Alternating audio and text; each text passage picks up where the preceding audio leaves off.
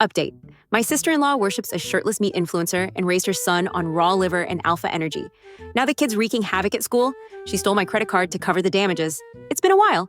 If you remember my last post, I, 30F, talked about how my sister-in-law, 33F, put her kid on an all-meat diet and called it a path to alpha masculinity. Things have escalated. Recently, my nephew, AM, blocked the classroom entrance after gym class and tried to enforce a rule that everyone had to leave the classroom like you were exiting the womb of a primal mother. Low to the ground, powerful, like a wolf entering its den. Most kids ignored him, one didn't. There was an argument, then a scuffle.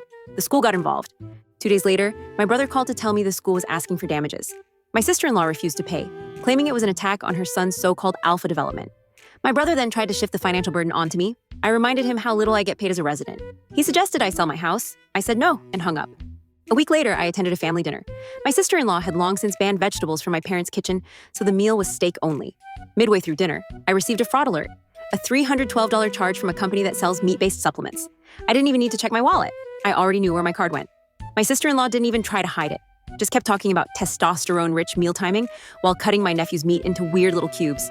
So I stepped outside, called the police, reported my card as stolen. 10 minutes later, 2 patrol cars pulled up, sirens on. The neighbors came out. Someone started filming.